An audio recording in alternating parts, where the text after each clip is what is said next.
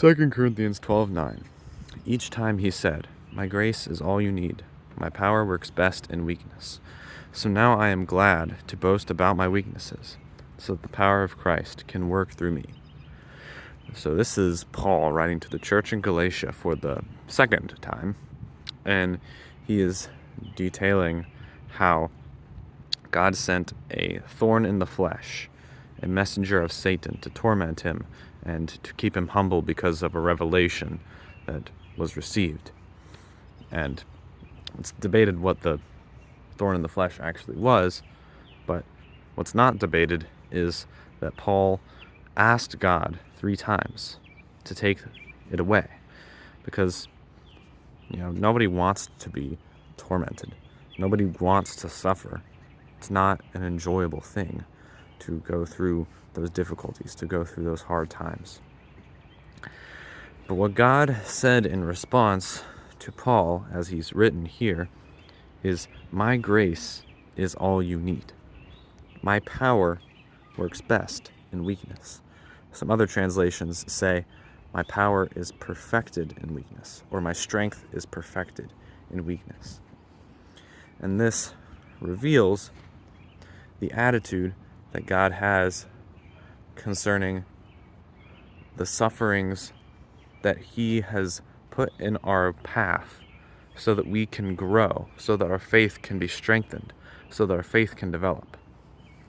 Because whenever God puts suffering in our life, it's not just to make us miserable. It's not just to make us hate life. It's not just to make our lives more unbearable to get through.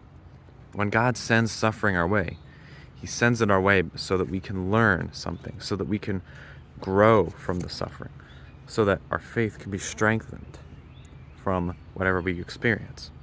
Sometimes the lesson is that we need to learn to run to God and ask him for help, to ask him to take away the suffering, so that we can know that God cares and that he is willing to help us. But other times the lesson is like what Paul learned, that God's grace is sufficient in the face of whatever we are going through.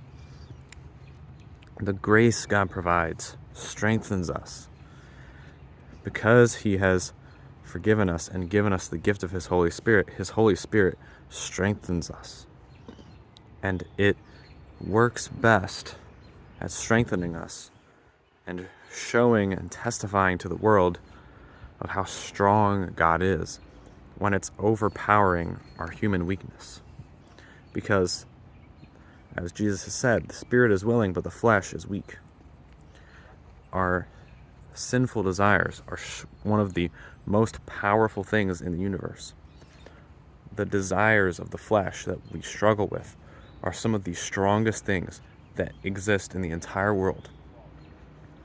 But the one thing that's stronger than our desires of the flesh is God's Spirit, God's strength.